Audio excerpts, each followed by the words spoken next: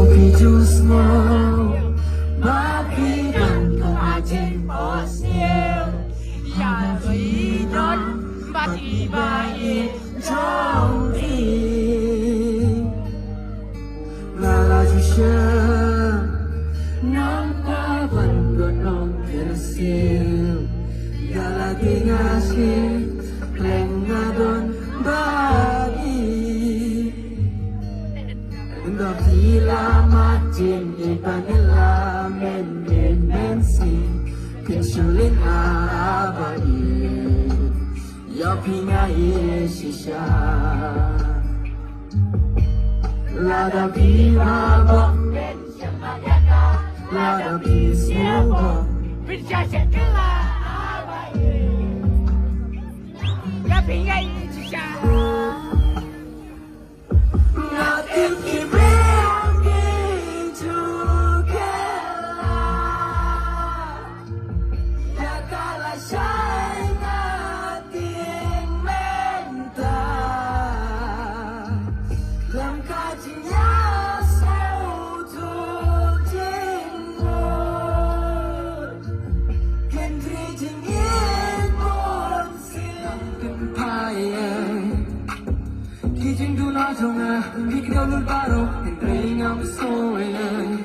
Wala ka mensi, marway kaya, ngam soyan. Ama piano, jor, kiumakina, ngam kwa pinakin.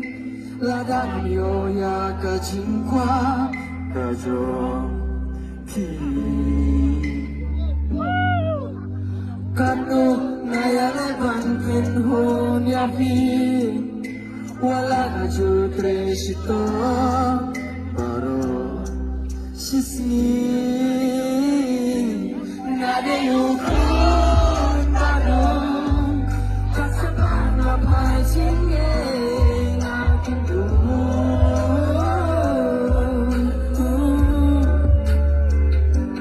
Mesikang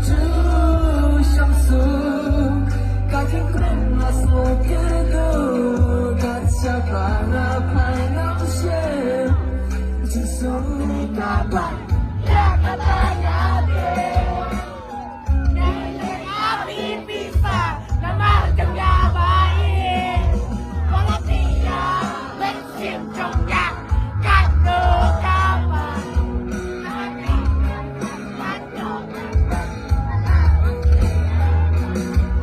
Teruskan aku bayi Untuk hingalok totin Ikulah alas mai Tanya kingan yai pengkasai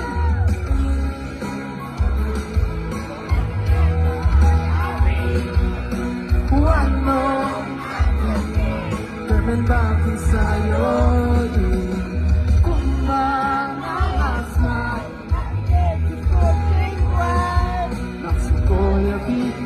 Koyabi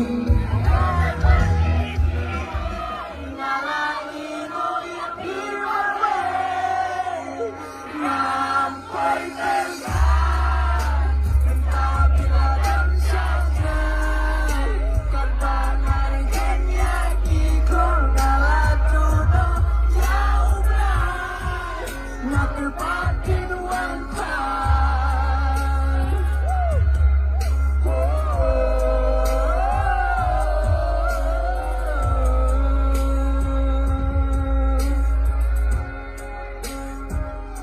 Isang-isang